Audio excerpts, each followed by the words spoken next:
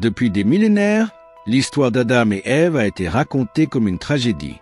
On nous a dit qu'ils avaient désobéi à Dieu, qu'ils avaient été trompés par le serpent, et qu'ils avaient été punis pour avoir goûté aux fruits défendus.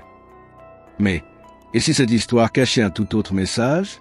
Un message tellement puissant qu'il a traversé les âges sous d'autres formes, y compris dans un film que beaucoup considèrent comme une simple fiction, Matrix. Le Jardin d'Éden n'est pas qu'un mythe, c'est une initiation, un choix, un réveil. Reprenons cette histoire depuis le début. Adam et Ève sont dans le Jardin d'Éden, un lieu de perfection, un lieu où ils ne manquent de rien, mais où ils n'ont pas non plus conscience de leur propre existence. Ils sont comme des enfants, innocents, protégés, mais aussi prisonniers d'une réalité dont ils ignorent la véritable nature. Un voile les entoure.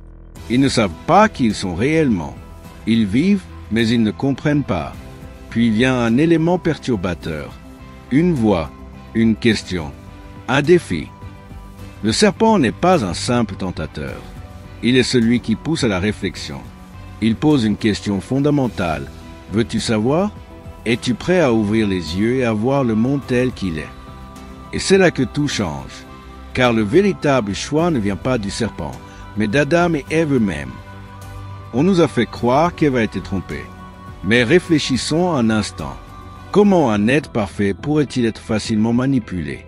Si Adam et Ève étaient parfaits, alors leur choix devait être basé sur autre chose qu'une simple ruse. Ce qu'Ève veut, ce qu'Adam veut, ce n'est pas désobéir, c'est comprendre. Ils ressentent un vide en eux, une frustration inexplicable. Ils savent qu'ils existent, mais ils ne savent pas pourquoi. Ils perçoivent l'univers autour d'eux, mais ils sentent qu'il y a quelque chose de plus grand, quelque chose qui leur échappe. Néo aussi ressent ce vide. Il sait que quelque chose ne tourne pas rond. Il sait que son monde n'est pas ce qu'il paraît être. Alors il cherche. Il veut savoir. C'est une quête universelle. L'homme n'a jamais accepté d'être un simple spectateur de son existence. Il veut comprendre. Il veut être maître de son destin. Et c'est là que tout s'aligne. La pomme, la pilule. Rouge. Pourquoi rouge? Parce que le rouge symbolise la transformation, la prise de conscience, l'éveil. Adam et Ève ne tombent pas. Ils s'éveillent. Ils voient la réalité telle qu'elle est pour la première fois. Mais toute vérité a un prix. Le choc de la vérité, l'éveil brutal, la fin de l'innocence. On nous a toujours dit que leur expulsion était une punition.